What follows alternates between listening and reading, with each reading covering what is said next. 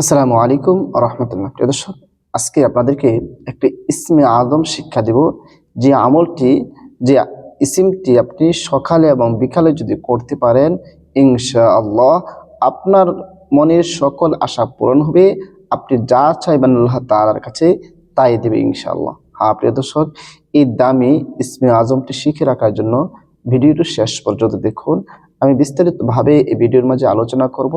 তবে ভিডিওটি শুরু করার আগে আপনাদের কাছে ছোট্ট একটা রিকোয়েস্ট, যারা আমার চ্যানেলের মধ্যে নতুন আছেন অবশ্যই চ্যানেলটি সাবস্ক্রাইব করে পাশে থাকা বেল আইকনটি বাজিয়ে দেবেন। প্রিয় দর্শক, কি বলেছে, শুধু একটি ইসমে আজম শিক্ষা দিব, আপনি সকাল এবং বিকালে সেই ইসমে আজমটি পাঠ করবেন।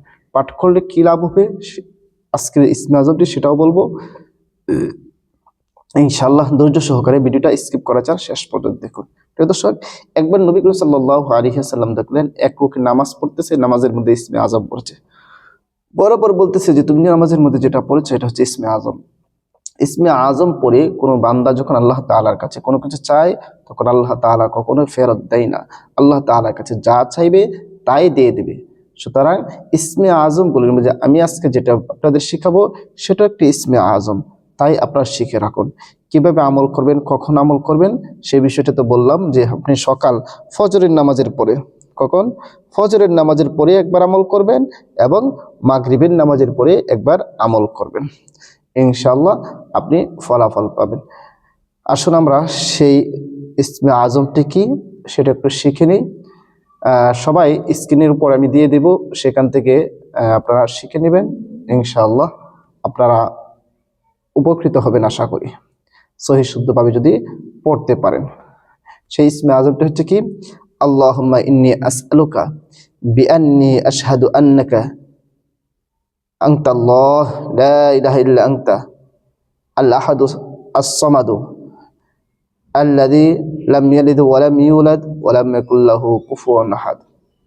আবারও পড়তেছি, আল্লাহুম্মা ইন্নী আসআলুকা বিআন্নী আশহাদু আন্নাকা আনতাল্লাহ লা ইলাহা ইল্লা আনতা আল আহাদু আস-সামাদু আল্লাযী লাম ইয়ালিদ ওয়া লাম ইউলাদ ওয়া লাম ইয়াকুল লাহু কুফুয়ান আহাদ।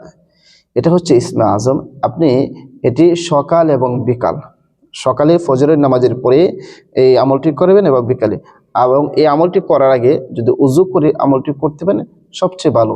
উযু ছাড়াও যদি আমল করেন ইনশাআল্লাহ হবে, তবে উযু করে যদি আমল করতে পারেন এগুলো পাওয়ার, এগুলো ক্ষমতা, এগুলো কার্যকারিতা অনেক বেড়ে যায়। তাই উযু করে পবিত্র হয়ে আমল করার চেষ্টা করব, এবং এই আমলের শুরু এবং শেষে অবশ্যই যে কোনো দরুদ শরীফ পরে আমি পড়ে নিব। সাল্লাল্লাহু, ছোট বড় যে কোনো দরুদ শরীফ পড়ে সাল্লাল্লাহু আলাইহি ওয়াসাল্লাম এটাও পড়তে পারেন শুরুতে এবং শেষে। এরকম ভাবে যদি আমল করেন, আমল করার পর আল্লাহ তাআলার কাছে আপনি যা চাইবেন আল্লাহ পাক রব্বুল আলামিন আপনাকে তাই দেবে ইনশাআল্লাহ। দর্শক, ভিডিওটা বেশি করে শেয়ার করে দিবেন যারা ইসমে আজমটি সবাই শিখে রাখতে পারে। সবাইকে অসংখ্য ধন্যবাদ ভিডিওটি দেখার জন্য। আসসালামু আলাইকুম ওয়া রাহমাতুল্লাহ।